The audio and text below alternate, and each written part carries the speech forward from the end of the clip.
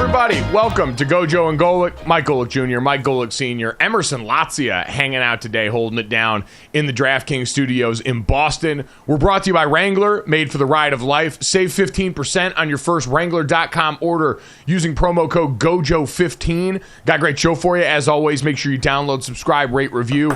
Leave us that 5-star rating and check us out live Monday through Friday, 8 to 10 a.m. Eastern on DraftKingsNetwork.com, Samsung TV Plus, Roku, all that good stuff as we get going here. I got a fun one guest-wise for you today. Harrison Phillips, Minnesota Vikings defensive tackle and their Walter Payton Man of the Year nominee, going to show up with us. We're hopefully talking to Ryan Fitzmagic from the Amazon Prime TNF set there. We're going to have to get his updated holiday power rankings since we found out last time he was around here. He's a big Halloween guy. We are nearing Christmas, so want to see if Fitz keeps that same energy with the holiday season. But, Dad, right now, the energy and the vibes around the holidays, not so great if you're watching NBA basketball. We came off of this wonderful time of year where we had the NBA's in-season tournament is such a rousing success, and now we turn the page. We get through our first Tuesday night without the in-season tournament, and we walk into Wednesday morning with the prime story being ejections, courtesy of Draymond Green and Nikola Jokic. And Dad,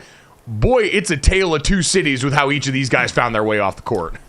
Yeah, it is. And ejections have been at a high rate this year in the NBA for a lot of different reasons. You know, mostly it's the physical reasons and altercations, and usually it's end up getting two technicals. And you're going to be out. That's kind of the normal way to do it. Not a lot of times you see the one tech toss, which happened to Jokic. Jokic had that one, or the one, or the flagrant two.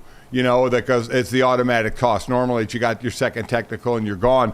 But we had them on different terms. One was very physical. The other was a word, or words that we'll get into about a referee. But Draymond Green now has second place, all to himself behind. Well, I think he's had it behind Rasheed Wallace of all-time ejections with 20. Rasheed had 29. So, hey, Draymond's got time. You know, 9 more. We'll see how much career he has left to see if he can catch him.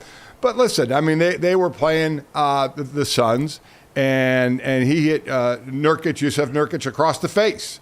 You know what I mean? He says Nurkic was on his hip, pulling his hip, and he just swung around and he caught him right in the side of the face. He went full on power slap on his ass, like hit him in the face. He came around with torque that's normally reserved for the stuff that Dana White's been trying to make happen, and on the back end of it, tried to act like he was just selling the foul. That was his excuse, was I sell fouls using my hands. I turned around and do that. He said after the game, if he was truly trying to do that on purpose, he wouldn't apologize for it, but in this case he did, and I'd imagine that elicited a pretty large groan from Steve Kerr and the rest of the Warriors, who were like, dude, we kind of needed you in a game that we lost by 3 at a time where Wiggins and Clay are playing like really not well, and that somehow Draymond Green ends up off the court for them yet again. So you can imagine, Dad, this is kind of the boy who cried wolf with him, where no one's really buying that this is just to sell, given the reputation he's got around the league. When you get the eye roll from your own team, which I would imagine when they heard what he said, that's what you got. Because you're right, they know him. I mean, what was the expectation when you swung around, you know, head and neck high? I mean, you know who's guarding you. You know the size of these people. You know where you swung, and you know where your swing's probably going to end up. So, yeah, the term you use perfectly. It's the boy who cried wolf. You know, and we know he gets listen, he's the type of guy you try to agitate, right? I mean, I talked about the guy I played with in Ron Heller, who was one of the great agitators on the field. He would agitate you and then put his hand to the side and get somebody to get 15 yards.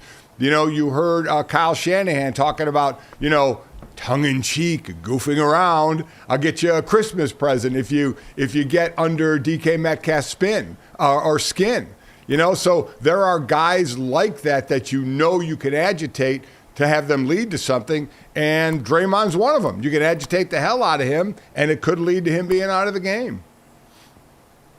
Yeah, and so for Draymond, it's sort of a different category in this because of the way he's gone about it. But in general, there's been a belief this season, especially among star players, that there's been refs with a little bit more of an itchy trigger finger than they need to have. Yeah. And the Nikola Jokic one was kind of what set sirens off for everybody last night. It was very close, very near the beginning of a game in Chicago for the Bulls. And the full scope of this makes the moment even more hilarious because you've got Nikola Jokic coming to Chicago that apparently has a very robust Serbian population, so much so that they had scheduled Serbian Heritage Night for when Nikola Jokic was coming to play Chicago in the Bulls, so fans there locally would have a chance to come and see one of the best players in the NBA who also happens to be, heritage-wise, someone very representative of the area around there. And you can even hear Adam Amin, our wonderful friend who does a great job as the play-by-play announcer for the Bulls home games, home broadcast there, even he was confused as to the nature of how quick this ejection happened,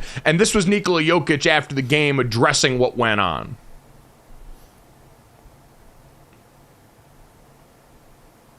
I'm just happy that we didn't play in Serbia this game. It's going to be really fun to see how it will be ended. So it was interesting, It is what it is. Some guys can say whatever.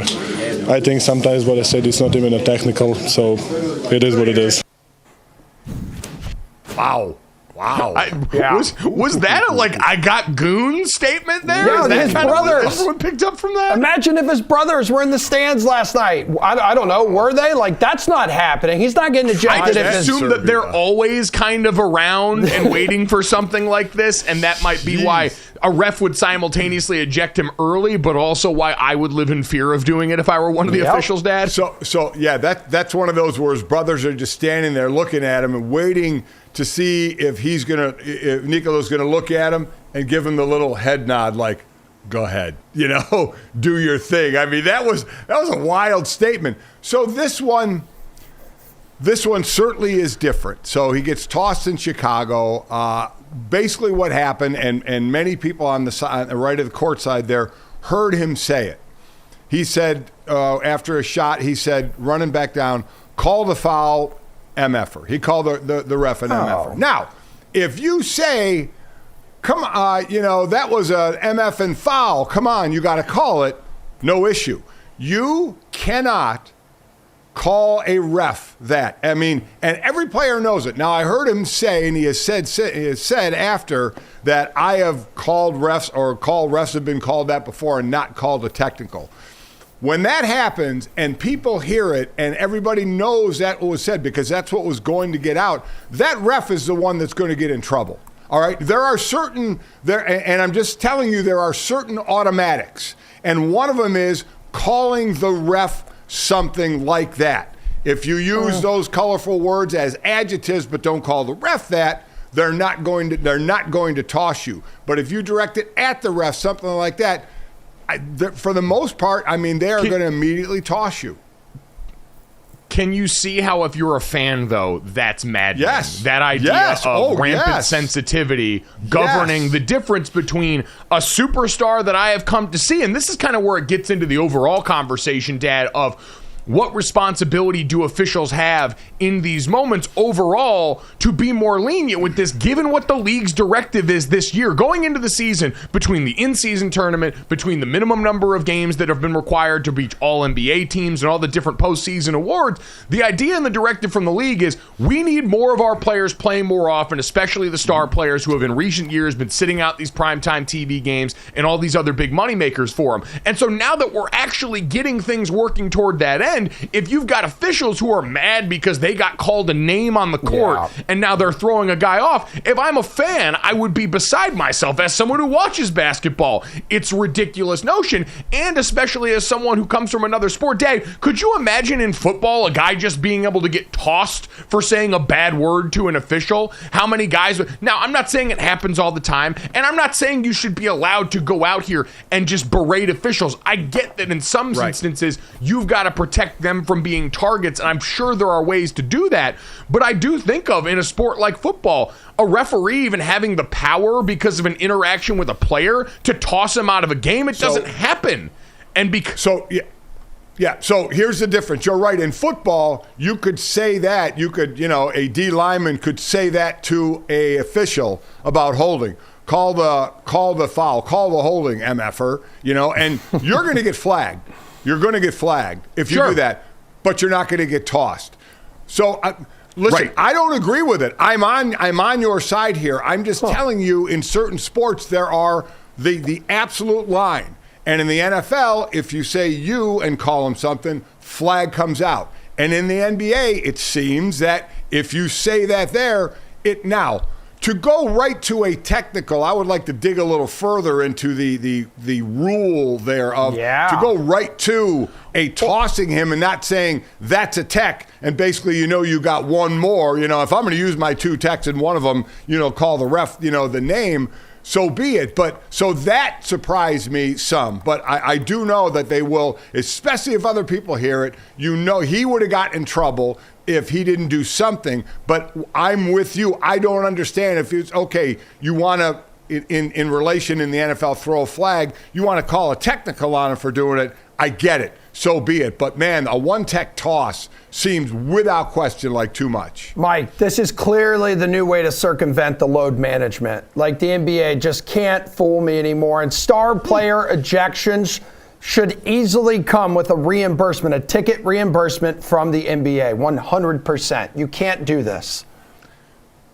It's one of those things that'd be impossible to legislate just because you have a Draymond Green situation where what if the star actually warrants an ejection, and then how much are you building intent into this model? But it is something that I do think, if it persists like this, there would need to be a conversation. We see all the time the leagues come out before the season and they've got points of emphasis, they call them, with officiating, where they decide these are the fouls or these are the penalties that we want to call more often to try and deter behavior going into the year. I think we need a league-wide memo sent out to officials like, hey, we got to be a little less sensitive. The things that we've had on the books before, the understandings that we've had about certain interactions with players, it's probably time to change that up, because nights like last night become ridiculous and they become the headline at a time of year where you had been building a lot of positive momentum and don't need a lot of that anymore.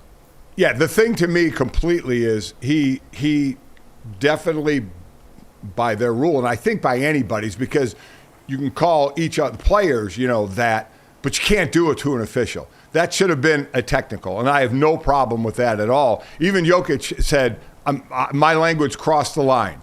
He said, but he and his coach, Michael Malone, were both surprised at the immediate ejection. The crew chief, Mark Lindsley, said via the pool reporter after the game that he was ejected after one technical foul because he directed profane language at the official, that our standards, and that by our standards warranted an ejection. Now, that's where I disagree. That should warrant a technical. And I'm cool with a technical when you direct it right at the official. I get that. But an immediate ejection is way, way, way, way too much. So is it I completely agree. Is it like locking eyes with him and saying it then? No, or it's just calling him that name. I'm telling you, Emerson, you just can't direct any kind of MFing name, anything like that, and call the ref that. You can call their call that, but you can't direct it at the ref. No one.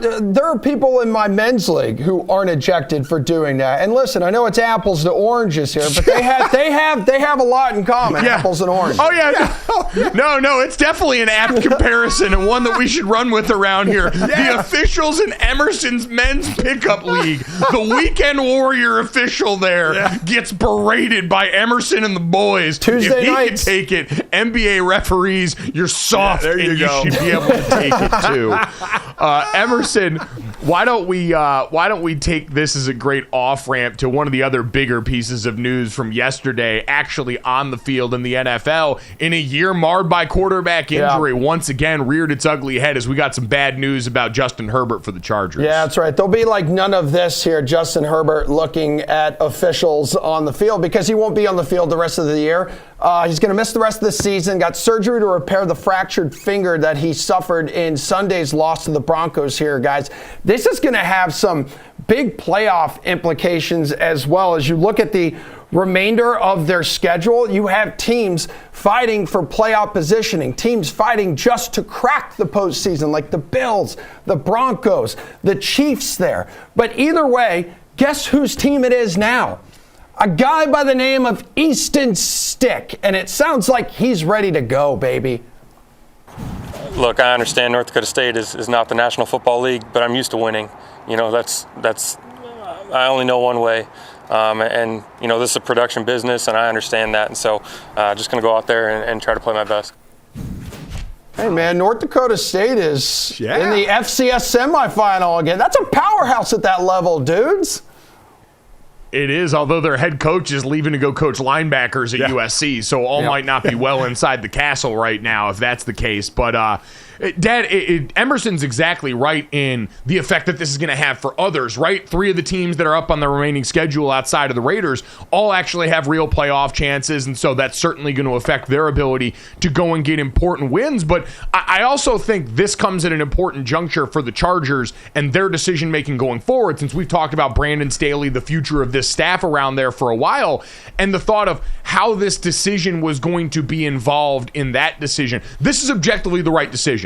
Sitting down Justin Herbert, who's already dealt with a fractured finger on his non-throwing hand this year, rib injuries early in the season, and a guy you invested recently about $260 million in, you got to sit him down for the long term. But now if you're Brandon Staley, who already felt the seat burning up around you and is staring down the prospect of a team without its best punch, you can't feel too good about the idea of keeping your job at this point. No, and I think that writing, unfortunately for him, has already been on the wall. I mean, the thought now, it doesn't have his starting quarterback. Could that be, an excuse to keep him or say, hey, he didn't have my guy, in the last few games of the season? But I think, using the dumb cliches, the die is already cast. I think that was going to happen because, again, his side of the ball, the defense has been struggling. He's a defensive guy. As we've always said, we don't like calling for anybody's job, and we never would do it. But I do think we are past the point of, hey, he doesn't have a starting quarterback. Do we give him a break? I don't think that is going to happen. And I do think if in fact it does happen, it's going to be one of the more desirable jobs out there because of Justin Herbert, who's thrown for over 17,000 yards, and 14 touchdowns and just 42 interceptions. So, and think about what the matchup was going to be Thursday with the Raiders and the Chargers. It would have been Herbert and Keenan Allen and Austin Eckler against the beginning of the season. We were thinking Jimmy Garoppolo and Devontae Adams and Josh Jacobs, this matchup. And now, it's Aiden O'Connell and Easton Stick. That's what we have. And these guys get their opportunity. I love what Easton Stick said. He played one game with the Chargers in 2020, was 1-for-1, and just played the game, obviously, when Herbert got hurt, was 13-24 or something like that. So, I mean, he's out there to prove himself. And we've seen guys who we've never heard of, but I've heard of this guy, but IEC Tommy DeVito. Well, nobody expected that, so let's see. Let's see what Easton Stick can do. But we know he's not Justin Herbert.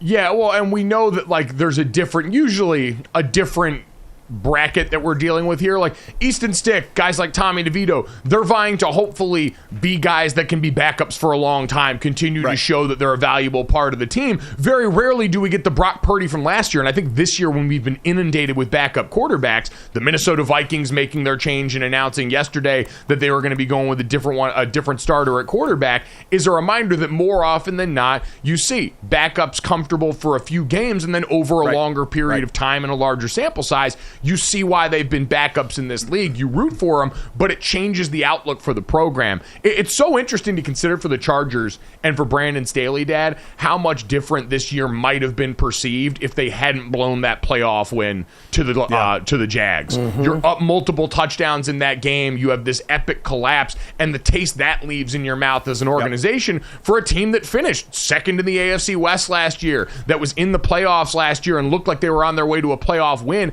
How much further that would have gone walking into this season that once again, like the Chargers, has been marred by injuries. There are bigger problems organizationally than just Brandon Staley, but unfortunately the coach is usually the one that's got to answer, especially when you just sign the quarterback.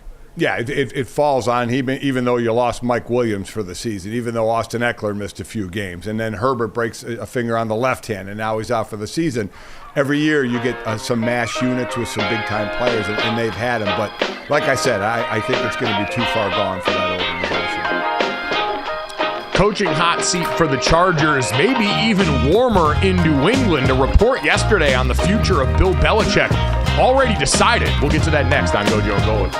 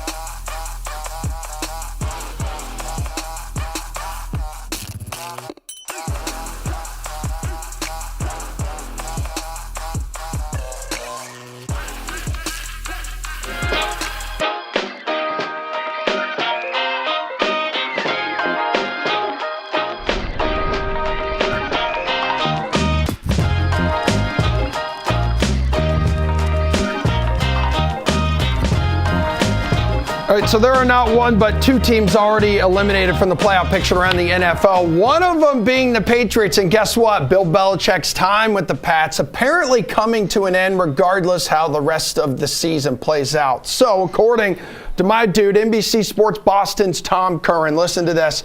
The Pats have already decided to move on from the longtime coach at the end of the year. That decision, too, wasn't just made. Apparently, it was made after the Patriots had the embarrassing loss to the Colts in Germany. That was back on November 12th, guys. Here's what Curran had to say on NBC Sports Boston earlier this week.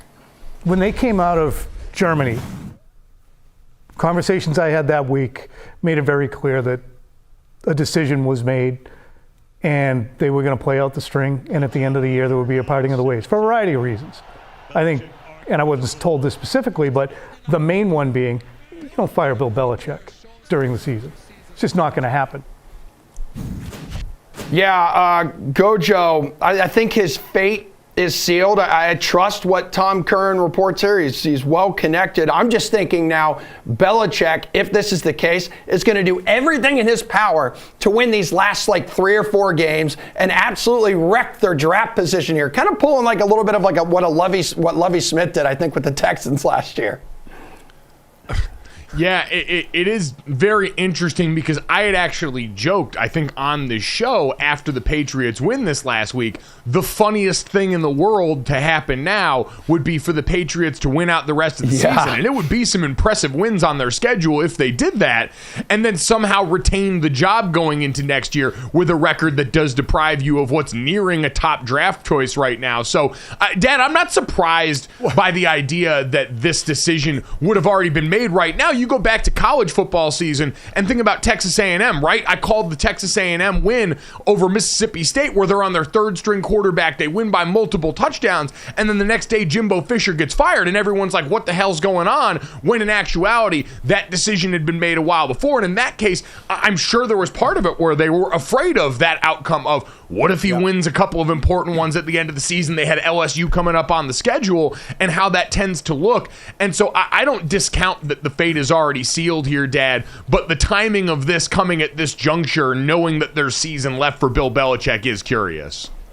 Yeah, but can we pump the brakes there? Emerson, they will be just like Belichick to try and really win these games and mess up their draft spot. Don't you think he'd have been trying to win the games during the season? By the way, they play the Chiefs, the Broncos, the Bills, and the Jets. He can try all he wants. This team stinks. Yeah. They're not going to win maybe one of these games. So to think he'd try and win now to mess up their draft pick because he's leaving, Emerson, come on. Come on, he's going to be in there fired up. He may rip his shirt off in halftime speeches, pregame speeches. Come on, you know this. You've been in NFL locker rooms. You're better than this. I've been in NFL locker rooms, and I know when teams are bad, I've been on some. And I don't care who's walking through that door to try and motivate me. It's not going to help them. Bill Belichick's going to walk in and put on the Navy helmet again like he's on the College Game Day set and try and fire up the boys with that one and get them ready to rock. All right, I'm telling you right now, they will be competitive against the Chiefs this Sunday, and they will also beat the Jets at home, final game of the regular season. There's a good chance, and I'm just telling you this right now. This is my humble opinion, my professional humble opinion. They're going to win 2 out of their last 4 games. Okay, I'd say I like how you tried to softball that in there and say they'll be competitive against the Chiefs. The loose spectrum that requires against a Chiefs team that's offensively struggling right now, and then went out on the limb that they'll beat the Jets. It's Zappy Hour in New England, boldproclamations.com. It's Zappy Hour in New England. Grow up, both of you. Figure it out. Let me tell you. Let me ask you this, Mike. Higher. I know where Emerson will go on this. Higher percentage. They win 2 games or lose all 4? Oh, they lose all 4. No. Oh, absolutely. The higher percentage. They may eke out 1 game in this, but that's the highest percentage, I think, is losing them all. I mean, if you look at it, the final 4 opponents, they're all frauds. Chiefs, frauds. Broncos, frauds. Bills, frauds. Yes, and the 3-10 Patriots are for real. No, I'm just saying, when you had they're frauds as well. They're just bad. But a bad team playing a fraud team, anything can happen.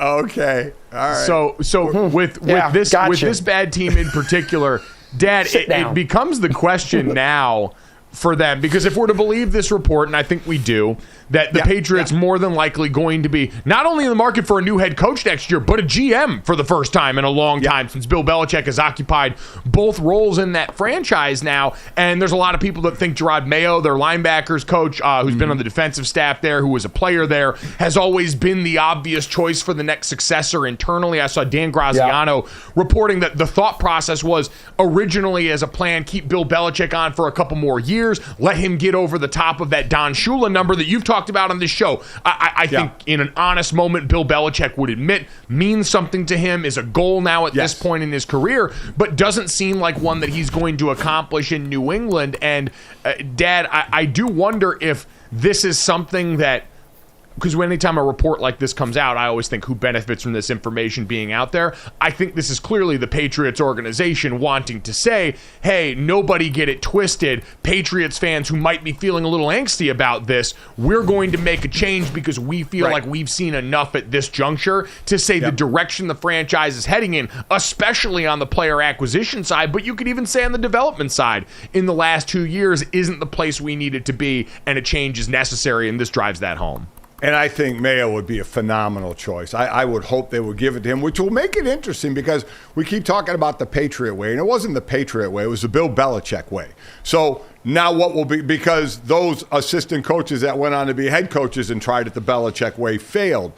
It'll be interesting if it is Mayo, and I hope it is, of what direction that goes, because he's not just coaching under Bill, he played under Bill. So he lived his life under the Belichick way, but he's a different person. He's a younger person. I'm sure a different personality. So it will be interesting if, and again, I hope it is, he takes over the direction it goes.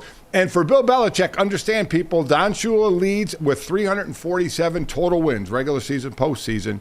And Bill is at 322. He's 15 behind. And I've said this before, and I'll say it again. I don't think there's any doubt he wants to break that record. Without question. So then the next question is going to be is what team would he like to go to? And would any team out there who right now we have Carolina, we have Vegas, and we know there'll be more that are going to need a head coach. Will any team say, I'll give my right arm to get Bill Belichick here? Or will other organizations kind of move on from that and go with, the younger coordinators? Yeah, I think he's 3 losses shy, by the way, of tying the mark for most losses for a head coach in NFL history, too. So that may be a record he also wants. Yep.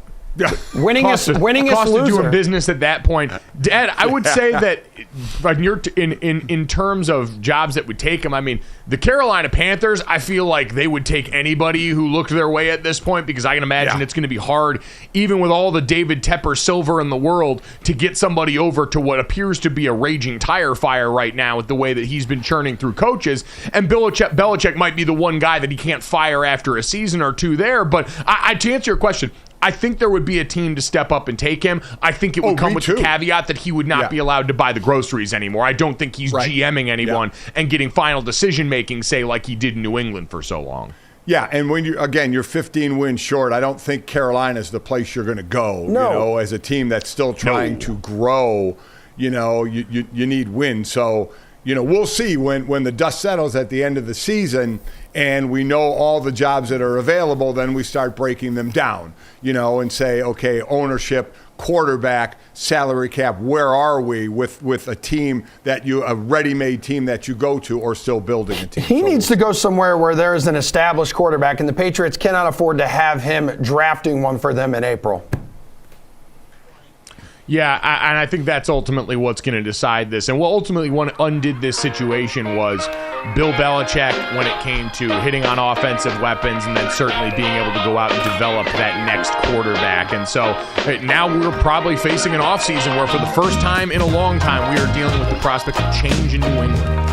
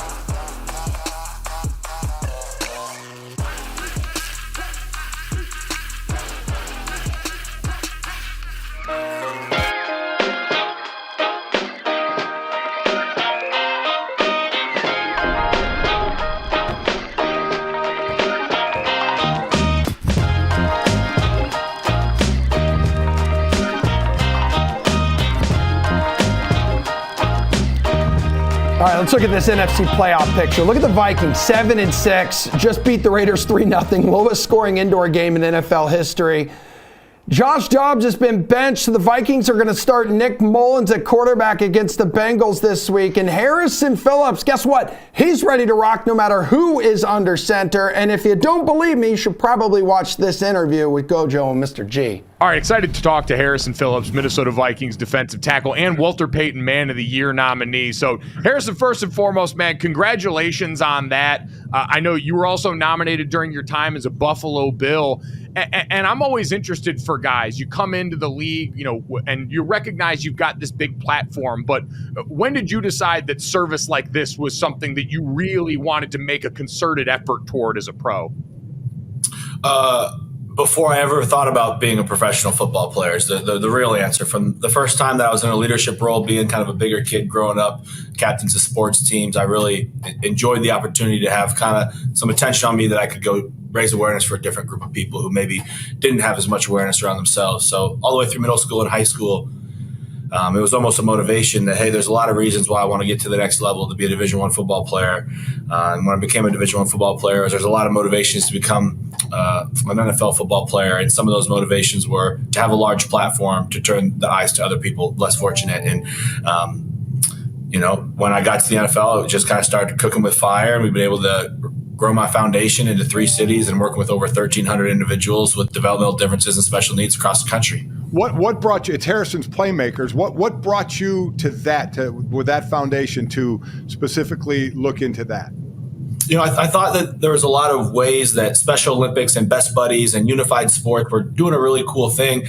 But I just reflected back at some of the greatest people in my life are individuals with differences. And the more time I spent around some of my playmakers, the more great qualities that I start to possess. You talk about a group of people who look at life with a glass half full, a group of people who are all about friendship, about never giving up. You know, some of my playmakers will shoot a basketball 500 times in a row and miss every single time, but believe that they're going to make the 501st shot. And so just a lot of amazing characteristics that I thought were infectious. And one area I thought that was lacked with this population was there's still the negative perception to pity this group of people and that to think that they can't do things and that they're not capable of a lot of things. And that's not the case. So we try to show their independence by going to a lot of the cool, awesome events and participating in every activity we have, but in also them themselves giving back, handing out turkeys to veterans at my Thanksgiving event and bringing in thousands of dollars of donations at my holiday shopping sprees and my sports camps. So just trying to show a great reflection to the world that these guys are very independent. They can take care of themselves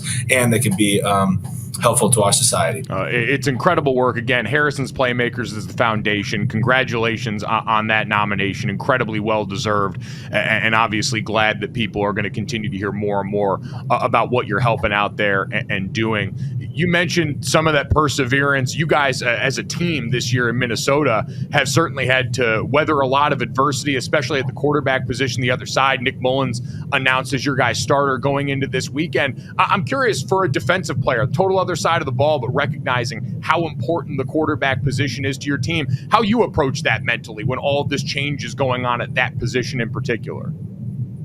Yeah, you know, was kind of fortunate that a lot of my career, you know, having Josh Allen steer the ship for us in Buffalo and then coming here, knowing that we had Kirk, it was kind of an afterthought. It's like we got to button up our best because we know offense is going to do exactly what they're going to do. And I really don't feel like there's that big of a drop-off in the guys we have. You know, Kevin obviously is doing the best he can. We don't really get involved. You know the split. It's kind of like offense do their thing, defense does their thing a lot in the building. But as someone who played the position and made it to the National Football League and had the success that Coach O'Connell's had, whoever he says is our best quarterback, I'm all in on that. Like I got all the trust in the world in what system and what scheme or however they're going to do it with whoever they are. I see, you know, all 3 of our guys every day at practice and through training camp and know that we have a ton of talent in that room. Back in '91, Randall Cunningham, when I was with the Eagles, I got hurt and we went through about 4 quarterbacks that year and we got asked, who do you think this quarterback, that quarterback? The best answer, Harrison, is whatever quarterback moves the ball down the field, that's the one we want on the field. And yeah. End of story. That's it. You don't have to expound upon it. It's just an easy out. And speaking of the defensive side, we're kindred spirits there on the defensive side. We have other comparisons as well. But after a 3-0 win, you knew everybody was going to just rip that game. But as a defensive player, I'm right there behind you on a 3-0 win. What was your answer to everybody when they were trying to say, oh, my God, 3-0 win, what an awful game? I believe I said that's football. That's real football. And I would have been, my eyes would have been glued to the television screen if I wasn't playing in that game. I think that's super fun. I don't know how many punts there were, but shout out to our whole, the punt team getting some performance-based pay, getting their dollars up. We're all in on that. So no, it's incredible. I'm trying to think back. I might have been a part of one in Buffalo that year. We were number one defense, but that's very rare, and we're really happy with that. And your defense is going to continue to have some big challenges and play a huge role in that. And it's been a stark contrast this year, right, for Brian Flores coming over and manning the helm on defense. And I heard you say it's not a typical 4-3, one-man, one-gap kind of defense. How would you best describe what Brian Flores wants and is trying to get you guys to execute on the defensive side of the ball? It changes what he wants. It changes a lot of times. It changes what he wants. I think his number one goal is he wants to handicap offensive play callers. I think that's the number one goal when he looks at who we're playing each week. What does this team do well, and what can we take off his menu? How can we make his call sheet shorter?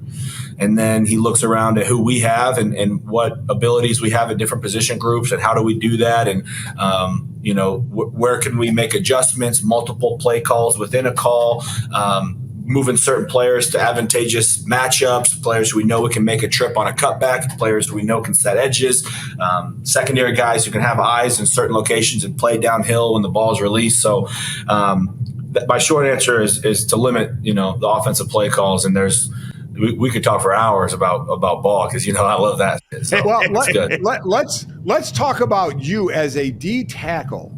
So going back to Stanford, and I believe it was in 2017, you led all FBS in down linemen and tackles with 103.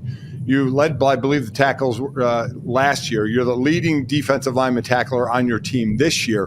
What is it about your game? I mean, that D, and especially interior D linemen, when you're leading D lines and tackles? Yeah, I think back to college, and that was one of those situations where I had a fantastic defensive line coach, and that was really the only time in my career that I was truly handed the baton. And they're like, hey, you go play. Everyone else will kind of do their thing around you. And I've never been a selfish football player. So when a coach tells me your job's to be in the A-gap, I go to the A-gap. And I'm in, because I got guys behind me that I'm, just as happy for their success as mine.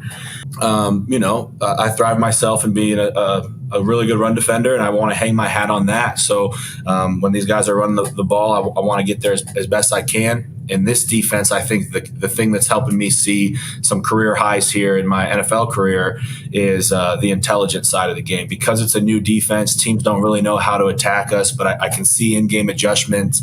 I think Mac Brown once said, the best players I've been around get better as the game goes on. And I don't know if this is true or not, but I bet if you looked at my in-game stats, I might finish the first half with 1 or 2 tackles, but I'll have about 4 or 5 in that second half. It's incredible, and you can see why you've had as much success as you've had, regardless of what scheme you've been in, with that kind of attitude and that kind of approach here. So, Harrison, we could sit here and talk to you all day. I am curious, though, and this is because it came up in the news lately. You mentioned your time in Buffalo there. Been a lot of reporting about a certain speech that your old coach Sean McDermott made in training camp back in 2019. I'm just curious for you. Do you remember that moment? Do you remember what everyone's talking about here with the 9/11 speech and what your reaction was like at the time when all this went down? Yeah, I prefer not to comment on that. I was really fortunate. I loved my time in Buffalo, especially the city there, Western New York. My foundation's still growing so strong there. It's incredible. The only thing I'll say is that I'm a fan of Sean McDermott's character and the type of person that he is, the way he was to his family and to my family. I do believe he's a person that has high character and means well. And that's ultimately the measure of what anyone would want in a coach, a teammate, or anybody around them there. So I think very well said by you. Again, no surprise, the way you've represented yourself and your community, that would be the case. So, Harrison, we appreciate all the time here today. Congrats again on the Walter Payton Man of the Year nomination. Best of luck the rest of the season. We're looking for other shutouts now coming down from the Minnesota Vikings here. The standard now. Absolutely. No pressure, no diamonds, man. Reach for the stars. I'm with it. Thanks, Eric. Appreciate it.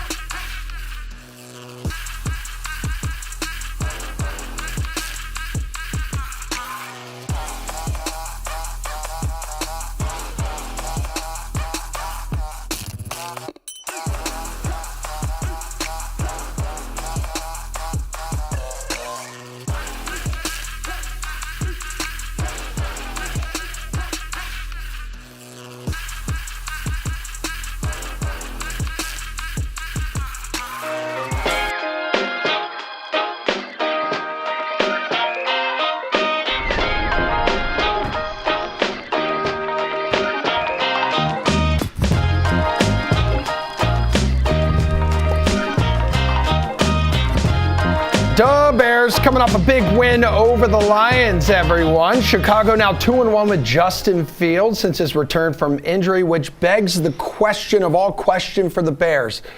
Will they hang on to Justin Fields or opt to search for a new franchise signal caller? Reports are that they will move on from Fields this offseason, look to potentially draft a quarterback. Here's what he had to say on these reports last week. Life isn't fair. So, me personally, I'm just focused on what I can control, and, the rest is in God's hands. And, really you just put everything in God's hands, it's going to turn out, good for you. So, wherever, if I'm here next year, if I'm not, football doesn't define who I am as a person. I don't really stress over stuff like that, over stuff that I can't control. I know that God's got me, and I'm going to be good. So I'm very blessed in the position I am. Yeah, so questions looming over Justin Fields' future, but those around the league, maybe some former players, since the tide might be turning, gentlemen. Former Bachelorette contestant and Jaguars legend Clay Harbor noting that in his last 17 games, he's been pretty damn good, talking Justin Fields. So how do we feel about the Bears potentially moving on from this guy, Gojo? Oh, I think they're going to, kind of like the Bill Belichick decision. I think the hay's already in the barn on a lot of that, but Justin Fields down the stretch of the season, Dad, it's like we always hear during camp, you're not just playing for your team, you're playing for the other 31 teams at the same time in the tape you put out there. And Justin Fields right now is playing like a guy who's still putting on tape the kind of ability that's going to make somebody go and try and make him their future after this season. I think that much is probably safe to say, because this last weekend, Dad, the outcome was better for the Bears, but the process in a lot of places looked similar. Fields made some compelling plays from the pocket, but also a lot of his production is, hey, things break down in there, he takes off and is such a gifted athlete, he's able to get out there and run. But that in contrast to what we saw, say, with Lamar Jackson, who obviously is an MVP caliber player, it's a bit of an unfair comparison, but you watch the way he navigates when things go wrong, you watch the way that Justin Fields is still navigating when things go wrong, and you can see that development just hasn't gotten to the place I think the Bears would have wanted by this time. And as always with them, it is the opportunity cost of, because you've got the Panthers' #1 pick right now, you cannot pass up the chance to get Caleb Williams or Drake May, reset your clock, and begin again with a talented player who comes on a cheaper contract. Yeah, and I was one of those that said bring him back this year. Don't trade that pick away and get somebody else and see where he can go. And there are things about him you like, but to the point here, I agree. I think it's already been decided he's going to be gone. But we also wonder what's going to happen with that coach and GM. Are they going to be around? And the growth of Justin Fields, and certainly a lot of it is on him. He is on the field, but I don't think he's been used very well at times either. I think it's just been a bad marriage. There hasn't been a lot of growth for Justin Fields, and I think Chicago, the organization, is basically saying, we're moving on. We have the ability, because of where we are and the picks that we have, to get the highest rated person in the draft, which is going to be Caleb Williams, and he'll go play for the Bears. So I do think they've moved on, but I without question, believe there will be a market, that Justin Fields is going to be somewhere and have a chance to prove himself in another uniform. Yeah, I would say that's probably a safe bet at this point. And the Matt Eberflus conversation, and for Ryan Poles, their GM, the interesting conversation does come to the development that you started to see with this team, right? As we've talked about, their investment along the offensive line seems to be paying off, with that group playing better and better, with some of their recent acquisitions in Darnell Wright from this last class, Tevin Jenkins finally healthy, playing well at the guard spot. Defensively, bringing Montez Sweat over at the trade deadline, and the shot of life he seems to have injected in that group up front, all would bode well if you're starting to grade for this group and what they could do with that next decision going forward. Because you're right, can you get capital for Justin Fields going forward? What do you do with that other first-round pick, since you're walking into the draft in as advantageous a position as possible? It's sort of the inverse of what we talk about with how really crippling the Carolina job is walking in, because you don't have a pick going into next year. You're locked into a quarterback that there might be mixed views on now, and the rest of the roster's in such a poor place. Dad, this Bears job, you start to look around and do the checkup from the neck up on them and feel a lot better than you did earlier in the season about what you're walking into next year with. And so now the decision for everybody out there is at Hallis Hall, do we want these decision makers in charge of the resources that we believe now are in a better place than they've been here in some time? Yeah, I mean, it will be interesting what direction it goes. But I'll say this, Mike, and I wonder, they have 2 high picks, right? To me, it's quarterback and then either left tackle or wide receiver. You could get 8 wide receivers going in the first round, and we know where the top is with Marvin Harrison and Malik Neighbors and Roma Dunze. I mean, there is some power at the wide receiver position, and I know they picked up DJ Moore in the trade with Carolina. He's becoming a nice fixture there. But we have also seen these wide receivers come into the league and just star right away. So to me, it's quarterback O-line or quarterback wide receiver. What do you think? So I would say it's quarterback and wide receiver. I think you're right that continuing to stack weapons around there, because again, I think the O-line's getting to a better place there. You've got some depth in the running back room, albeit that's not a place that you're going to use high-end draft capital on. Matt Miller over at ESPN put out a mock draft the other day and had in this draft the Bears picking with the first overall pick, Caleb Williams out of USC, and then down at the number 8 pick, had them picking wide receiver Malik Neighbors out of LSU. And I'd imagine if you ask most Bears fans right now, they would sign up for that in a heartbeat. There's always the prospect of, hey, trading back for more resources. But I think your needs are so clear right now, especially as you're going to try and do, because, Dad, remember the celebration that went on when Justin Fields got picked by the Chicago Bears. I remember seeing people, the Bears are finally going to have a quarterback. They're finally going after a young player, a heralded prospect. Justin Fields was thought of the way we're talking about these high-end quarterbacks in this draft coming out of Ohio State and how quickly that changed. And so now there's even more of a sense of urgency, especially if the current regime is retained, to say, we got to knock this out of the park. And so what are we going to do? What we always talk about, draw a string from the quarterback to the other positions most close by. If you feel like you got offensive line settled, then compelling pass catcher is going to be the next thing. You already signed Cole Kmet to the lucrative extension there at your tight end spot. You got to go get receiver. And you mentioned anyone in that trio up top, and I would include Keon Coleman out of Florida State as well with the explosiveness he presents as an athlete. Any of those guys would be a slam dunk with this next pick. Hey, let me ask you this, Mike. I know Jim Harbaugh is the name you always hear rumored in terms of current college coaches who the Bears could potentially be interested in. What about a guy like Ryan Day, who has a history with Justin Fields? You could go back years. Ryan Day's name in the rumor mill for a potential position with the Bears. Could that help fix Justin Fields? No, I don't. Listen, look at the resume of college coaches going to the NFL. It's horrific. You're gonna roll the dice on that with a 6-year, however many tens of $1 million deal. If in fact they do make a coaching change, it would be somewhat quick in this day and age, which we know. And I would not take a chance on a college quarterback. And when I say that, I don't mean Jim Harbaugh. Jim Harbaugh is coached in the NFL. Yeah. Jim Harbaugh is an NFL coach for the 49ers. So I don't include him. For what it's worth, Ryan Day wasn't an NFL head coach, but he was a quarterback coach in the NFL multiple stops too. So he's got some background in the NFL, which has always been part of his appeal and part of the thought process of would he ever make that jump. Yeah, I wouldn't do it though. I would not. No chance I would do that. I would be if I'm owning a team and you get kind of that one shot, I'm not going to college and grabbing my coach. All right, Bucko. Let's put it this way. I wouldn't do it with the idea of rehabilitating Justin Fields. It would be whoever we're going to next here. Because, again, that to me is a decision that I think has already been made based on what you've seen about the player. And, again, you said it, and it's absolutely true. This isn't all on Justin Fields. It's not like he's come in and failed the Bears. The Bears have met him halfway on that more than enough times through this process with all the changes that they've made during the early part of his career when you're trying to set that foundation for a young player. So I do think that's ultimately a good decision. We could spend a whole day talking about this mock draft, by the way, that has 4 quarterbacks going in the top 10, including J.J. McCarthy out of Michigan going to the Las Vegas Raiders. Matt, buddy, we might need to get you over on the show here and talk because I got questions and we need answers.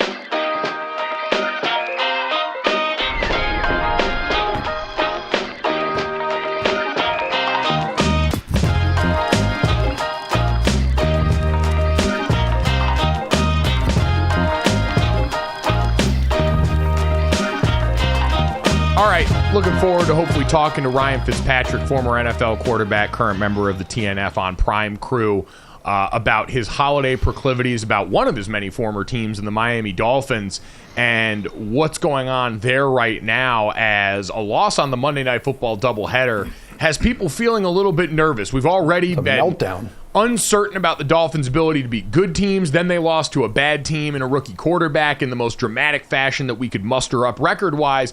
And now people have a bunch of questions. But, Dad, those are not nearly as pressing as the question that I have for our friend Emerson Latzia for something that he said to us earlier in the show as we were talking about berating officials and trying to keep star players in the NBA in the game. Emerson had the audacity to bring up his men's league and then bury the lead where apparently Emerson in the last week or so went to a men's league game and tried to bribe an official to add game time with a hot dog. Emerson, how do you plead to these allegations?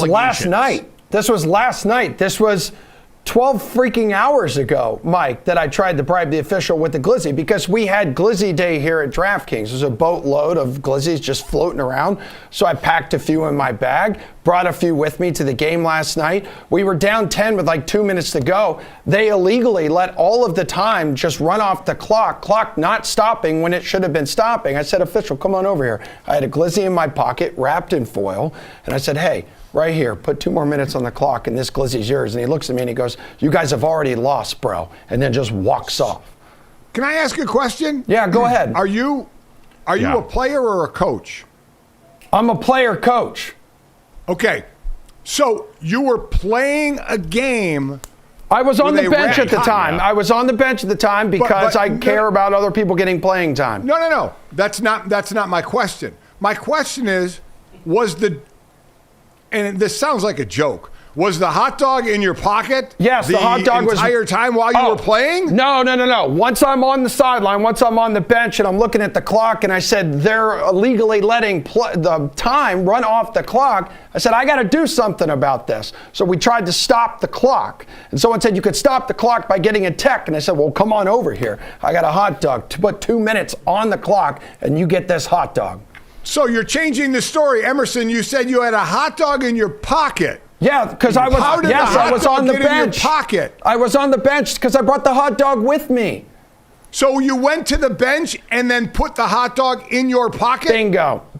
And why would you put it into your pocket sitting on the bench? Because I wanted to call him over and say, hey, check this out. I got the goods. Add 2 minutes on the clock. Now it sounds like we're going down a bad road here. Did someone in that room make the obvious joke, is that a hot dog in your pocket, or are you just happy to see me? Yeah, please tell me someone stepped up to the plate because it was right there. Most of the team wanted me to get out there and play and have the hot dog in the pocket. And then because I banged down low on the block, they wanted me to get fouled, get to the foul line, and take a bite of the hot dog before I put up a free throw. But that did not happen.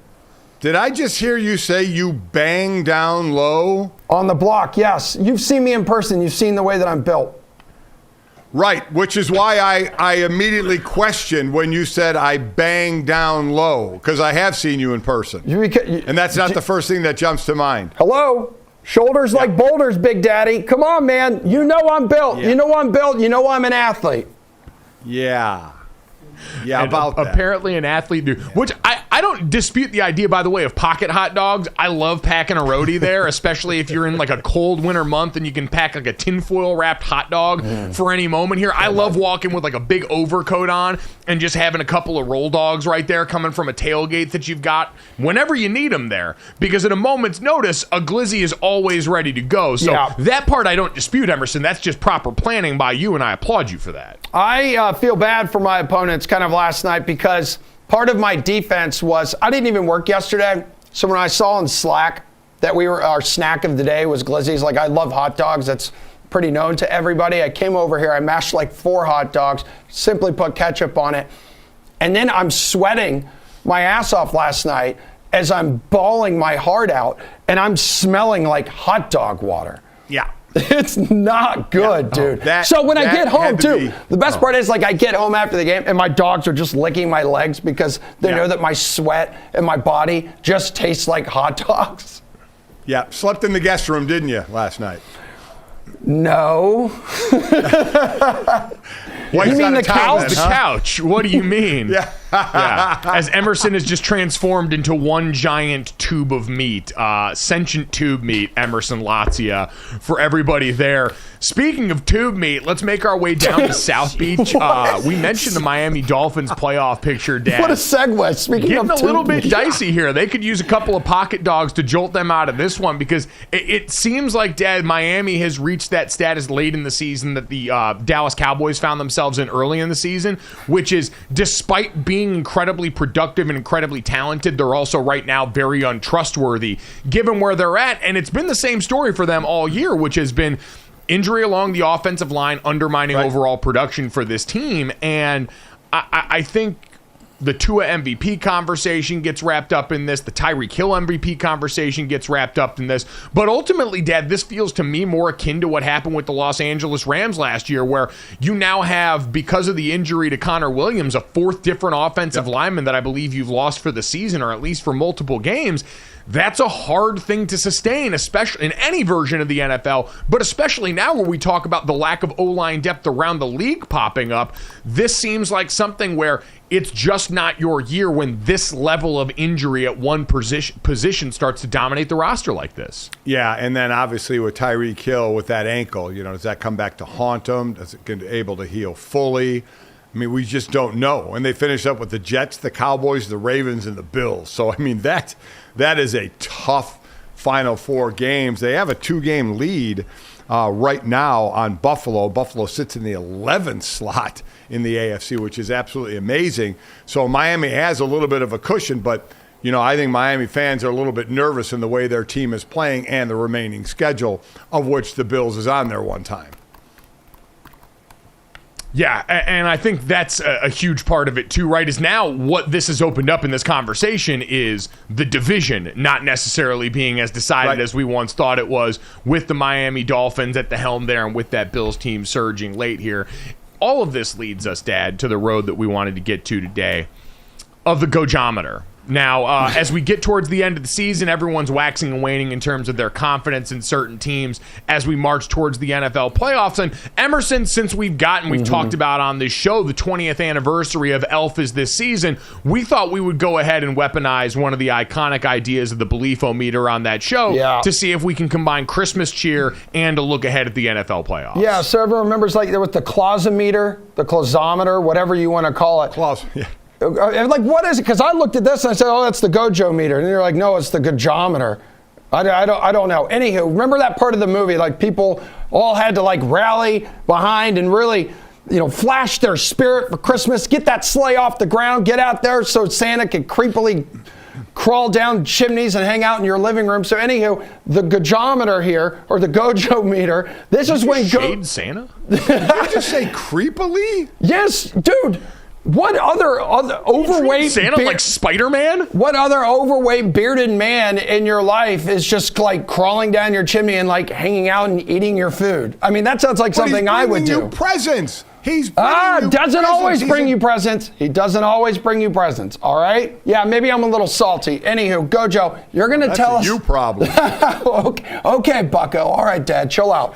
So this is what Gojo's going to tell us the belief he has, how much belief he has in the following teams and their playoff chances, or their Super Bowl chances, rather, after Week 14, ahead of Week 15, kicking off tomorrow night. So let's go, dude. The best way to spread Christmas cheer is singing loud for all to hear. Start us with the Ravens. By that, I would say Emerson needs someone to sing loud in his ear right now. You don't sound like you have a lot of Christmas cheer, and it's a little bit concerning for your boy. So I'm going to have to come to town next week and sing you some sweet lullabies to try and get you back on the right side of history. My wife only wants expensive stuff. Said, I can't stand it. I mean, listen.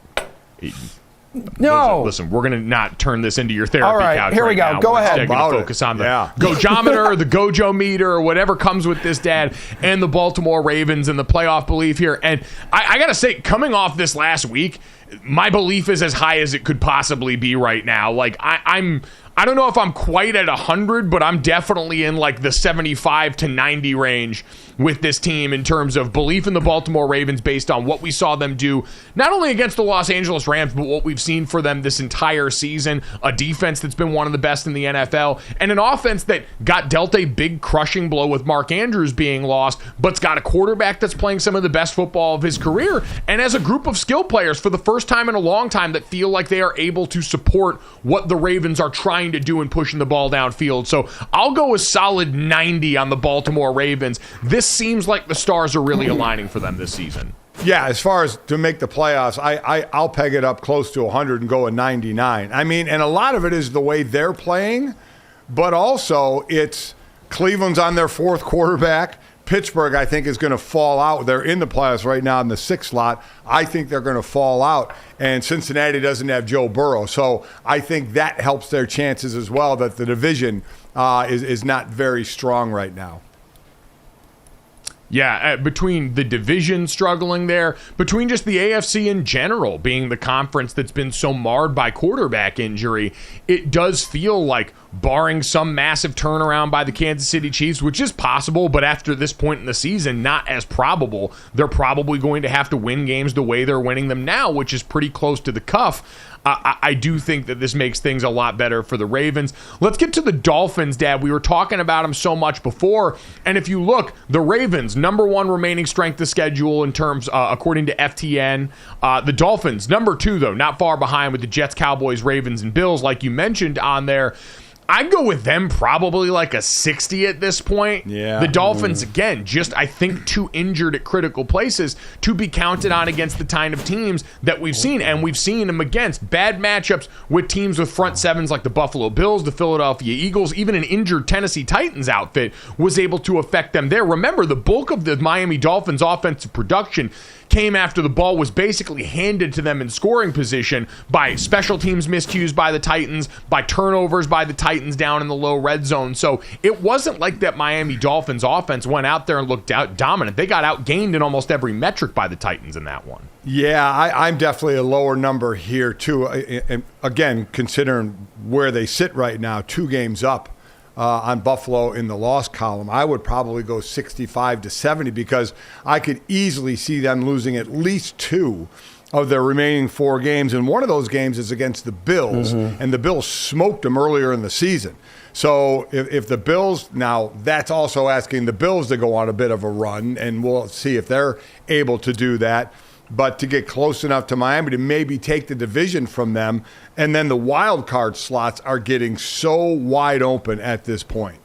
Yeah, guys, can I just mention one thing about the Dolphins, too? Their strength of victory is 325 here. That's the worst in the AFC, 3rd worst in the NFL, only better than, the Saints and the Giants. So that really is an important stat for like a team with an unproven track record about to collide with teams in the playoffs who have been part of the postseason for years. Can I ask, what is strength of victory? I have heard of a lot of metrics in the NFL. I've never heard of strength of victory. Is this like college football's strength of resume? Dude, what we're talking about is the strength of victory. How strong are their victories? I don't even know what that means. I like the way it sounds, but I have no understanding of what it means or what goes into it, other than the fact that maybe the Dolphins, as we've talked about. It's the combined record of all the teams that were beaten in their respective schedules. Okay? Okay. Yeah, that makes sense, and that is in keeping with what we've seen with the Dolphins, which is interesting in a segue into the Buffalo Bills and the GOJO-METER or the GOJO-METER or whatever we're pronouncing it as here, Dad, is if you ask me right now who I had more confidence as a team in making the run, it would probably be the Buffalo Bills. Which is strange to say because they were ones that were dealing with rampant injury at the beginning of the season. But the way they're playing ball right now, and Dad, the way their schedule aligns here, we've talked about it already. And I heard someone say last week they were basically going to have to go 4-1 down the stretch of the season. Well, you got Dallas coming up this week, which is at home. That one's going to be a tough test. Would not be surprised. Would probably pick the Cowboys in that one based on where they're playing to win that one. But then at the Chargers right now, who are going to be the Easton Stick Chargers from here on out. home versus a Patriots team that has the number 2 overall pick currently, and then on the road at those Dolphins. And if you ask me to pick them right now, Dad, I would probably have the Bills beating the Dolphins based on the juncture we're at. Obviously, a healthy Tyreek Hill changes a lot of that. We'll see if that ankle gets healthy enough down the stretch of the season. But the offensive line that we've talked about being in flux, they've already got a loss to this Bills team earlier in the season. You could talk me into the Bills as even more confident than the Dolphins, even though they're on the outside. Now, based on the tough road to go, I would still rate them behind the Dolphins there, probably in that 55 range in terms of the confidence meter. But if you ask me to pick them straight up right now, I'd pick the Bills. I probably would as well, but I'm going to give them their chance a little lower as well than Miami, because now they do play the last game of the season, so they really just need to pick up one game. And to be one game behind Miami going into that last game of the season, if they beat Miami on that and tie, they will have swept Miami and they get in. So I'm putting them a little lower than Miami, but not much. If we're at Miami at 70, I'd probably put Buffalo at 65 in that area there, because they do match up. And as I said, they only need to pick up one game before their final game of the season with them. If Tyreek Hill is not healthy going into this week, the Jets can absolutely make this weird. If you get another YOLO game from Zach Wilson, and stringing multiple of those together has been the tough part for him historically and this season, but the Jets front four, we saw, can make it a bad time for pretty much anybody the way they did this last weekend. That group is built to party, and they both play the Cowboys, and then the Dolphins have to go on the road and play Baltimore, who is a nightmare matchup for them as presently constructed too. So I'm just saying the chances are starting to increase, especially because the Bills were able to get that win against the Kansas City Chiefs. Dad, let's talk about the Cowboys here. This has to be an incredible bit of confidence for this team, right? Yeah. Now, their schedule down the stretch of the season, we've already mentioned, they're on the books for a couple of these teams in the Dolphins and the Bills. They also host the Lions at home, but this is a Dallas team that outside of the 49ers is playing the best football in the NFL right now. I know when we've talked about in the past doing the college football NFL playoff committee rankings, Dallas would be up near the top right now for me, and I'd imagine you're the same. Oh, without a doubt. This is another one as close to 100 as can be in the confidence in the way they're playing right now. But remember, Philadelphia, while Dallas technically is at the top of the division right now, Philadelphia, if they win out, they control their own destiny of being the winner of that division. Problem is the way they're playing. You know, it doesn't look like, could they win out? They're playing the Seahawks. They're playing the Giants twice, the Cardinals once, and at Seattle this week. So could they, if they get to anything like what we know they could be, could they win all of them? Yes. Yeah, they could, and then they would be the division winners. But for Dallas, the way they're playing right now, this is 99, 100 on the GOJO-METER for sure. And they're so much better at home. And Dad, for which, like, if they steal the NFC East, Gojo, from the Eagles, like, that's how much more dangerous they'll be in the postseason too. Well, but a lot of it, unfortunately, then comes down to, with one team getting home field throughout right now, you would still ultimately have to go through the 49ers team. But, for Dallas, there's no doubt they would benefit from playing in the confines of terrible. I'm actually with you, Dad, on the Eagles bit there. I still maintain, coming off that Cowboys game, I am pretty confident that going forward, you're not going to get crucial turnovers from the three best players on their offense. You've got Dallas Goedert back in the lineup, who we've talked about the importance for them in what he affords them from the personnel groups they can use as an outlet for Jalen Hurts. And then the Jalen Hurts willingness in the designed run game in this last game. I look at all those things and say, I am a little bit more confident in the Eagles turning it back around, because some of the things that they've needed as the foundation were back in that game. They just turned the ball over at the most inopportune times possible. So the offense has to get it together, but I'm pretty confident they will. I want to do one more with you. I want to do Denver. That's the one I want to do, because they're on the outside looking in right now, sitting in the 9 slot, but one of 1,000 teams with a 7-6 record. And they're playing about as good as anybody in the league right now. Their remaining schedule is Detroit this Saturday, which I'm very excited to call that game. And then they play Bailey Zappi, Easton Stick, and Aiden O'Connell. I mean, it's setting up for them. I actually think if I have Buffalo at a 65, I have Denver at a 66. I think Denver's got a pretty good shot to sneak into the playoffs. Well, Denver owns the head-to-head tiebreaker with Buffalo, too. Exactly. Yep, I would absolutely be confident in Denver making a postseason run at this point. And again, if that happens, Sean Payton, go ahead and polish up his coach of the year. I get it would be a neck-and-neck race between him and DeMeco Ryans, but he called his shot before the season and said, if we're not a playoff team, I'll be ticked. Right now, money is where his mouth is.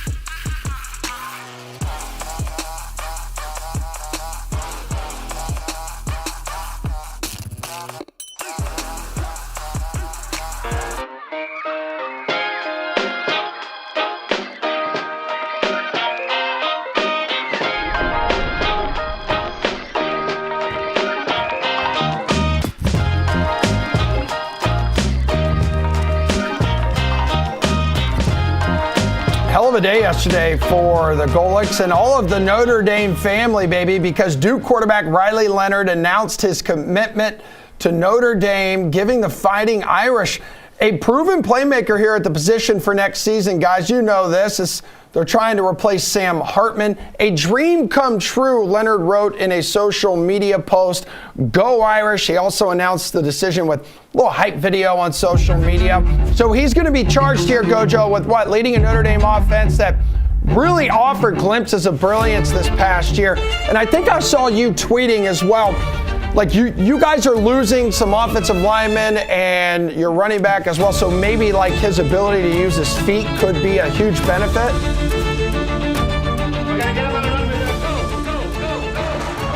Yeah, we have a very excited Riley Leonard as the background track of this entire thing now. But I'm fired up right now. Listen, it's hard not to get pumped up watching that. The folks at Fighting Irish Digital Media continue to do their thing. I'm assuming they had a hand in that. And after their announcement for the bowl game where backup quarterback Steve Angeli, who's currently on the roster, and Dad, I'm sure factored into this decision some, as we're going to talk about constantly the ability to meld both of those worlds is how in the modern world of college football do you blend your high school recruiting and the guys that you bring up and try and develop as your own with who you bring in the portal and how that affects the way that you construct rosters, and for Notre Dame to make this decision. So Steve Angeli right now is slated to start the postseason bowl game for Notre Dame at the Sun Bowl against Oregon State. But now with Riley Leonard coming in, while last year, remember Sam Hartman came over, Tyler Buckner was still on the roster. He had come off a Gator Bowl win after not playing most of the season because of injury, and then went into spring football with it framed as a legitimate competition between Buckner and Sam Hartman, both coming in at that point with a new regime. Tommy Rees had just left as the offensive coordinator, and so Jared Parker, who's still there now, was in his first spring. It was new for everybody. I do wonder what this is going to be framed as when we hear from Marcus Freeman, hear from this current staff, if it's going to be outright Riley Leonard's job, because Emerson's right, Dad. I do think there are things that his athleticism, and he's a legitimate basketball athlete, affords this Notre Dame team at this juncture that can be really helpful with how their roster is going to look next year. Well, and that's the thing. How's their roster going to look? We've already seen a few wide receivers go in the portal, and that's usually a combination of they want to go somewhere else, or there's the talk with the coaching staff that coaching staff may be looking, and you hear about possible wide receivers portaling in to Notre Dame. So go ahead, you have that there. Well, they've got two big players that have portaled in there, and to your point, Chancey Stuckey, their wide receiver coach, was parted ways with this offseason. They brought in former Clemson wideout Bo Collins and former FIU wide receiver Chris Mitchell, both of whom pretty highly rated. Right now, Dan, on 247.com, they've got Notre Dame's transfer class as the fourth best ranked in college football at this point, with Riley and those receivers in the mix, as well as Ryan Clark's son, Jordan, transferring in as defensive back from ASU. So I guess the thought is, and every team is different, but let's talk Notre Dame here, is you're bringing in one-year guys. So do you get any continuity, all right? So Riley Leonard's coming in. He's not the passer Sam Hartman was, but he's certainly a more athletic, and we've seen him run. Now, his passing stats weren't awesome this year, but he had the ankle, he had the toe, but boy, he can run. And I think the year before, he had like 20 touchdowns and 6 interceptions, and can definitely move. New wide receivers coming in. So Sam Hartman's not playing in the bowl game. We talked about Steve Angeli, who's been, behind for a couple of years, behind other quarterbacks, getting the chance to start. But then you come into spring again, and when you're bringing a guy in, with NIL money, they're getting money. So kind of like in the NFL, the big money people are brought in, they're going to get the chance to play. So it would be Riley Leonard messing up and not having the starting job, in my opinion. So in this case, it's Notre Dame, but this is other teams as well. At what point do you hit continuity at that position? Because Riley Leonard's a one-year guy. So does Steve Angeli hang around? You have C.J. Carr coming in as a freshman. Yeah. So is that what you're maybe building toward? So you get a 2 or 3 year starting quarterback and some continuity? Because right now, 1 hit with Sam Hartman. Next year, 1 year, 1 hit with Riley Leonard. So then what happens after that? And this happens to be Notre Dame, but this is a lot of teams around, FBS and college football now, is how you're building, and are you building for 1 year and then have to kind of reestablish after that year again? And I think for a lot of coaches, it's weighing, as always, the balance of how much time do I think I'm going to have to succeed at this current juncture. Like, I'm not saying this is an indictment of Marcus Freeman at all, or that this is indicative of the Notre Dame situation, but in general, college coaches aren't given a lot of time to come in and show their wares. And so in a world where it's been more win now than ever, where coaches get a shorter leash than we really have had in my lifetime, going back to when I started playing college football, Dad, I would say that there's a high likelihood we see more teams trying to do this. I saw Tyler Van Dyke, the former Miami quarterback, just committed to Wisconsin. DJ Uiagalelei is taking a visit to Florida State. Coming up, we've seen these guys start to move around because most of these programs are saying, I have to focus on the here and now and try and win this season, or else my alumni base is going to start to act up. My booster base is going to start to act up. And so unless you've got a guy that comes onto campus as a can't-miss prospect who right away, hey, we're going to be building towards this guy, I'd imagine every year is going to be that evaluation process of what's available to us at every position. And if so, are we willing to make that move, and are we funded enough to make that move? And then it trickles on down to the high school senior who's a big-time recruit, right? Because sometimes you time things up. You say, okay, I'm going to go here. There's a quarterback for a year, or no quarterback. I can go in and play right away or play soon. Then all of a sudden that team you commit to, that college you commit to, gets a quarterback who has 2 years left. And now you're like, well, wait a minute.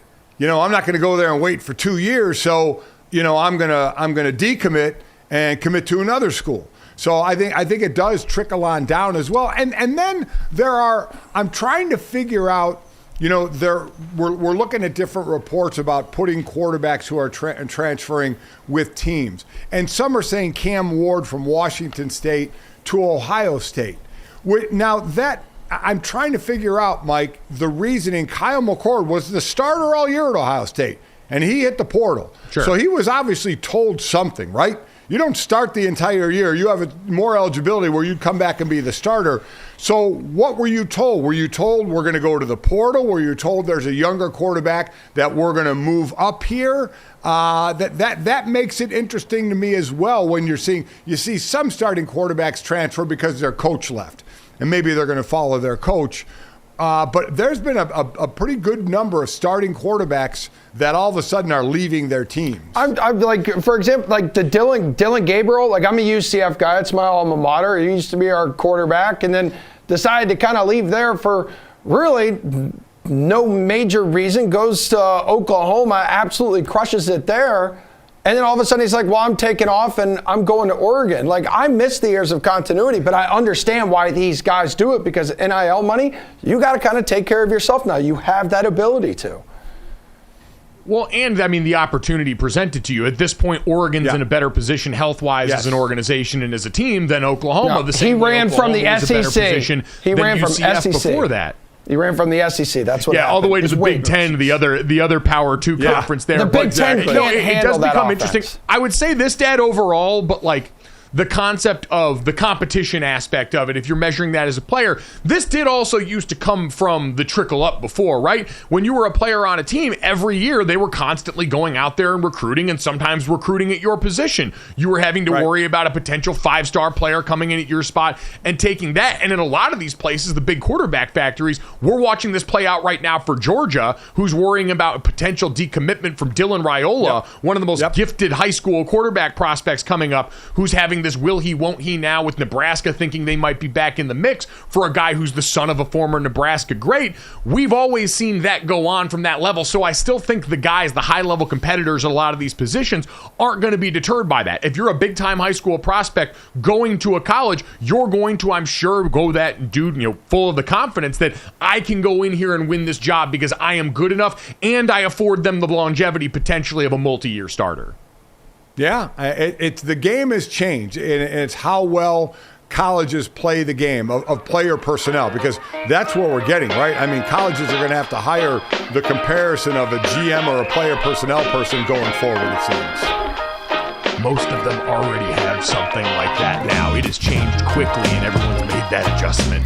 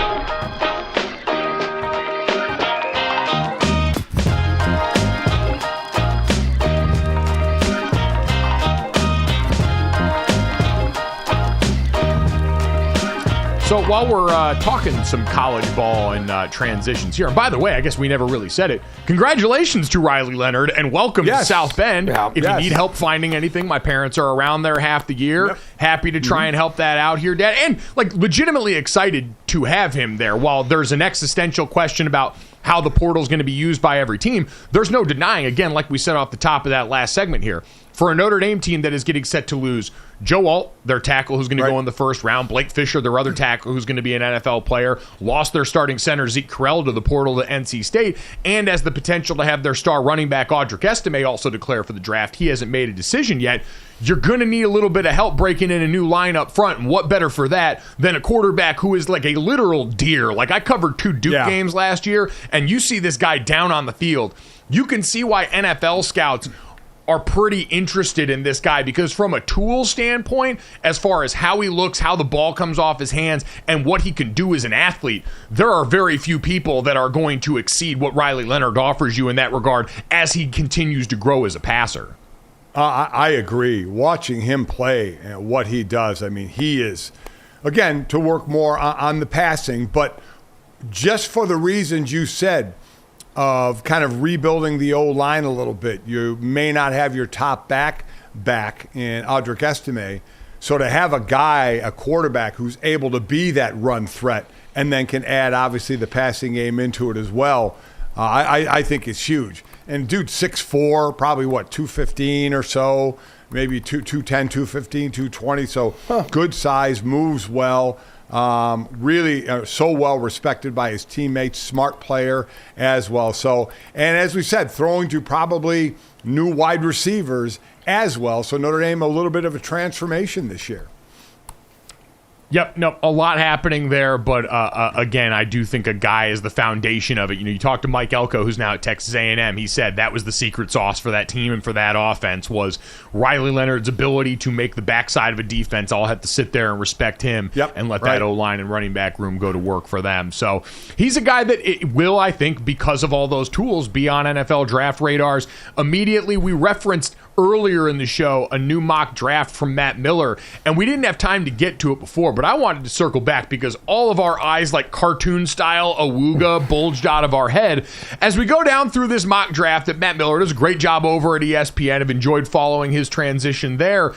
You look down and you see a lot of the names that you would expect, Dad. Caleb Williams at number 1 overall, Drake May at number 2 for the New England Patriots, which, God in heaven, New England Patriots fans, form a prayer circle around your team right now and beg whatever God that you worship that your team continues to lose in the regular season so that you may receive the blessing of Drake May. Because let me tell you, in the right circumstances, and I know you got a lot of decisions to make this offseason, pretty good foundation to start with in that quarterback, especially because he's a guy that can get you out of trouble. Marvin Harrison Jr. after that to the Cardinals.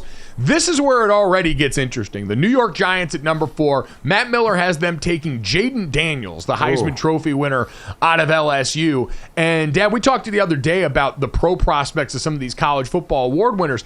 I'm going to be fascinated to hear what NFL personnel think of Jaden Daniels, who made big strides this year, obviously enough to win the Heisman Trophy.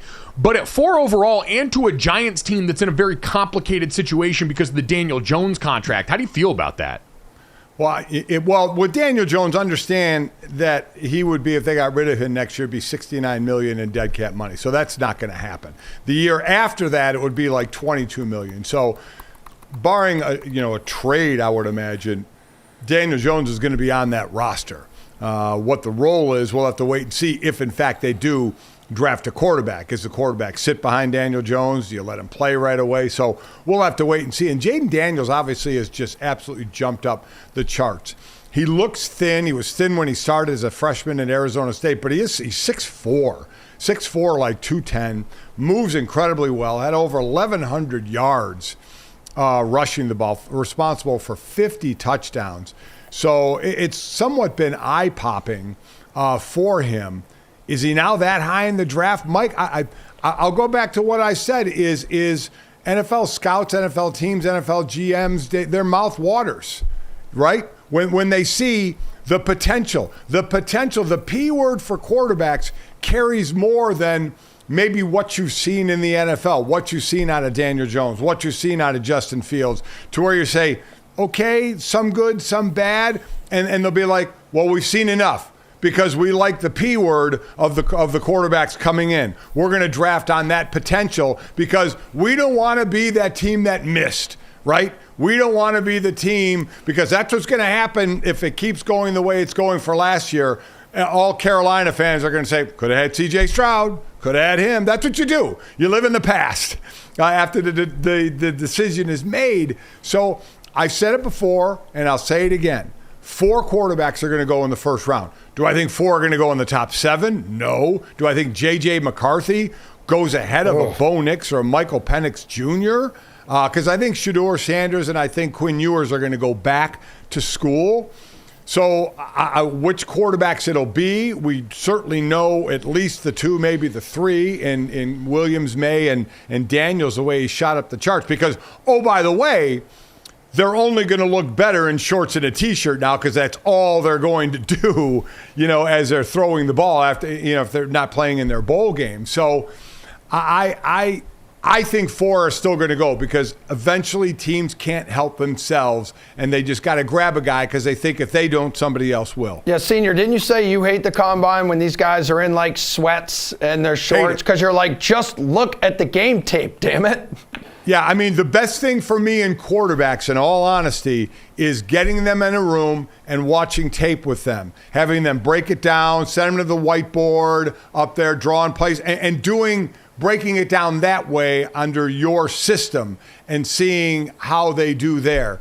To me, your evaluation as a football player, for me, ends when their football is over. They're in shorts and a T-shirt. I don't care how high a quarterback jumps. I don't. And I know they put it all in, and juggle it all around and have their reasoning for it, but I don't care. Give me game film of somebody in uniform, and that's basically what I'm going to go off of, and then when I individually meet with them. Yeah, and Junior, I mean, you look at what Jaden... You and I have always kind of felt a little bit different about that in that I don't think that for quarterbacks it matters all that much. There's a reason we don't see many quarterbacks outside of like Anthony Richardson, who knew everyone's going to ooh and off. I run real fast and do the athletic thing there. That's going to be good for me. Most of these guys don't bother to do that stuff because they know it doesn't matter. And for everybody else, it's just kind of, do you meet those baseline thresholds of athleticism that generally fall within the windows that NFL scouts can justify to their bosses? Hey, not only is the tape great, but height, weight, speed-wise, he meets the stuff that we know more often than not is acceptable and successful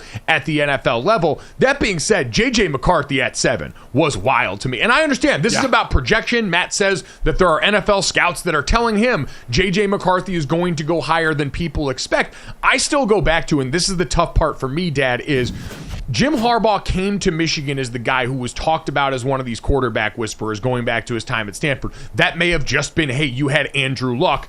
Congratulations. Thanks for playing the game. But coming over there with that, my thought was always, if they had a quarterback that was capable, they would go and build the offense in that way, and that's never been what Michigan's done. And even in the most difficult moments this season, J.J. McCarthy's got some throws in his bag. Like, I never doubted he was going to be a draft-eligible quarterback, but first round's a different ball game here, and I've still maintained there are only 2 of these quarterbacks coming out this year that to me would be lock first-rounders in Drake and Caleb, and everyone else after that, you're really going to have to convince me. And J.J. McCarthy, whether it's the build, which I don't think is the most, he's not the biggest guy in the world. He's certainly got some mobility to his game and he's got some throws in the bag. But I keep going back to your point in the tape. If he was a first round caliber quarterback, I do feel like more of the offense would have been pushed towards that end. Has Jaden Daniels not shown you enough to be a first round quarterback this past year? Oh. No, not at this point, the way I've looked at it. But again, we have been watching them in terms of who they are as a college player. The world always looks a little bit different when all of a sudden you start evaluating in the offseason, looking at him through that vantage point. So to this point, no, I wouldn't have him in that range, but he's certainly, as the modern NFL world rewards, a guy who can get you out of trouble with his legs.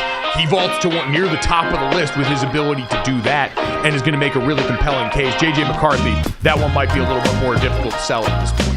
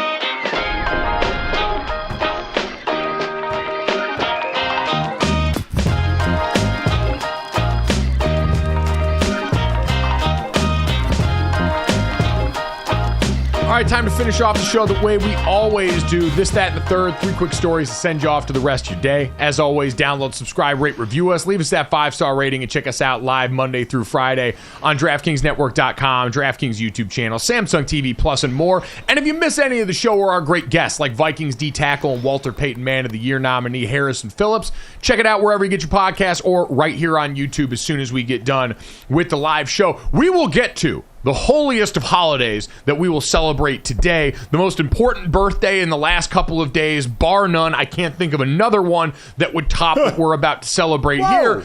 After we get to this word from our friends at Wrangler. Dad, don't step on the money here. Wrangler supports us, so we have to support them. What's in the past is in the past, and what's in the present is us being brought to you by Wrangler. Jeans, shirts, and jackets made for the ride of life. Be ready for cooler days and longer nights and styles that keep you warm, comfortable, and moving and looking great no matter where you are. You can wear Wrangler anywhere, at work, out at night, playing a pickup game with your friends like Emerson with a glizzy in your pocket, or at home watching the game on TV. They're that comfortable and that durable.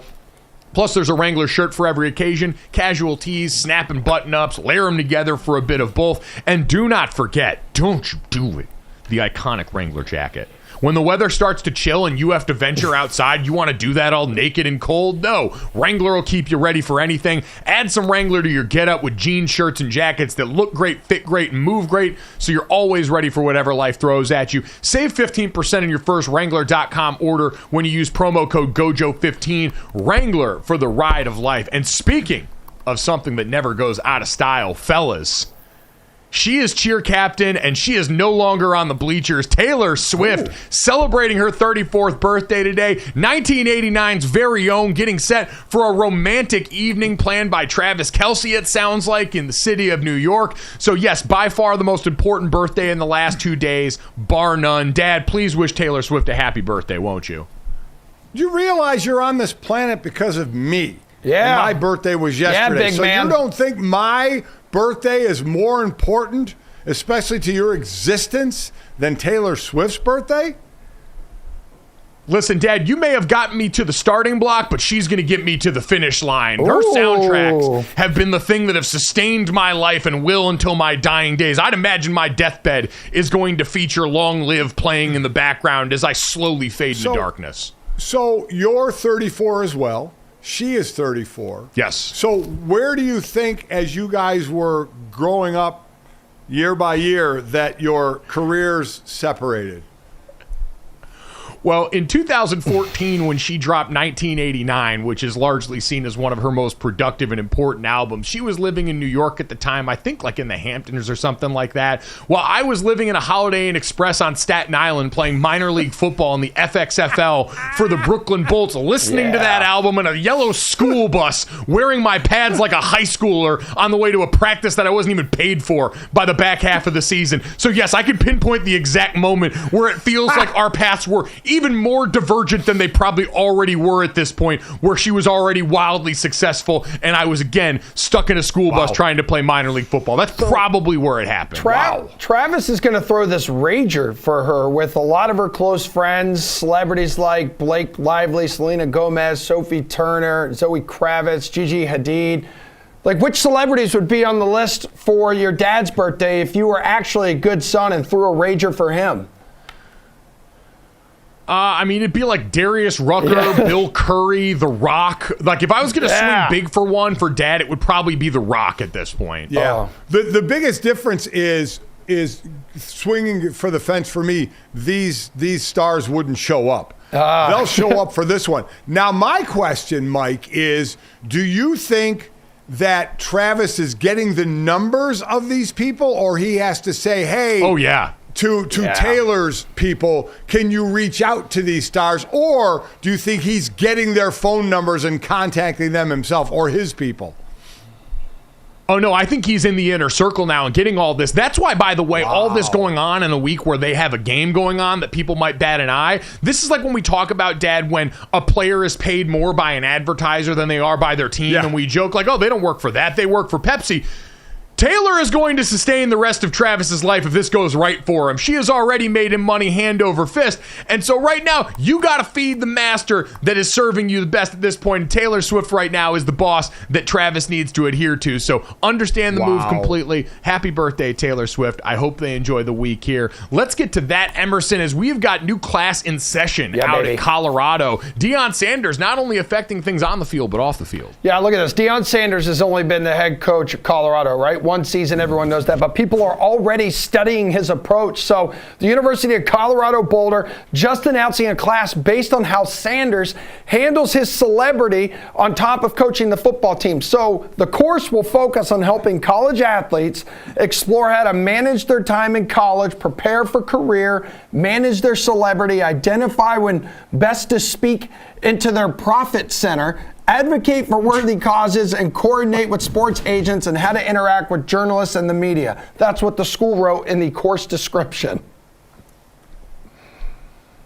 Dad, I know it kind of sounds hilarious when you read it off like that. I'm actually kind of happy that there are schools now starting to lean into, hey, we need to teach some of these players who are trying to go pro in this sport how to be good pros, because we've talked about the financial literacy that's at times been lacking. I also do think at times guys are underprepared for some of the other stuff that this can bring to you. Well, listen, I think these kind of courses, to your point, I agree. Anything that could prepare you for a professional life, and I don't mean in sports. You know, this isn't a football course. I mean for anybody to prepare the best they can. But I'm not going to lie. Emerson, you read the description of the course. I got stuck on one thing on the Twitter board here. And, Mike, I never understood this. Offered on Tuesday, Thursday from 5 to 6:15. Why? Why on Monday, Wednesday, Friday, our classes were 45 minutes, and on Tuesday, Thursday, they were 75 minutes? I hated that. It was so nice Monday, Wednesday, Friday. You go in there, and 45 minutes was great, and then you had to do 75 minutes on Tuesday and Thursday, man. They lost me. They we talk about the attention span being about a minute or so for people today. Yes. For me, it was a little less than an hour. And I was done. So that last 15 minutes, I didn't care about. Dude, after 30 minutes, you had to sit there with a typewriter. You didn't even have the phone and the laptop like me and Emerson did. We done? We done? No, it's his carrier pigeon. Send it down to the professor. I can say you're over there sending paper airplane messages to each other in class right now, hammering it out with your chisel and sending the tablet over to your boy. Do you like this meme I just chiseled you? Do you like me? Please check one. Yes, no, maybe. So it was happy birthday yesterday, and today it's like you're dead to us. Right. You're dead to us, buddy. Cool. Okay. Good. You know what? Good to know. Let's get to the third, and let's get to something that might appeal to you in your advanced age, Dad, as a bold fashion choice started to make waves on the internet yesterday. Dude, look at this thing. This random nightcap tweet is just going viral, and the dude says, I think I would have the best sleep of my life in this. Golic Sr., do you have the best sleep of your life when you wear this at night? So I would, if they wanted me to do a commercial and promote this product and pay me, I would say exactly that. I think I would have the best sleep of my life in this. There is no way on God's green earth I'm going to bed with that on my head. No shot. No shot am I sleeping well with that on my head unless, I'm taking, the magic gummies or I'm completely hammered. Other than that, there is no way that I could comfortably be in bed, roll over like I do at times with that thing twisting on my head as I'm rolling over. No way. All right, for Gojo, though. Gojo, let's say you eventually make it back to the Northeast, which we would all obviously love. It gets cold here, dude. You've got a nice shiny dome. This could help you sleep much better at night, right? Keep it nice and warm and toasty. See, heat rises to the top, and I already run like an absolute inferno. So the idea of having anything more than underwear on while I sleep is insane. This came paired with a men's cotton full nightshirt. I could not imagine having to wear clothes in bed like that. I would melt. It's the ball for me. It would be like hitting my face. Like, I don't want balls like that hitting my face, hanging from the hat. That's a show. If you enjoy those particular balls, we're going to go now. Nope, I'm not going to do it. Download, subscribe, rate, review. Leave us a 5-star rating. I'm going to keep my job until tomorrow. Thanks so much. We'll talk to you then.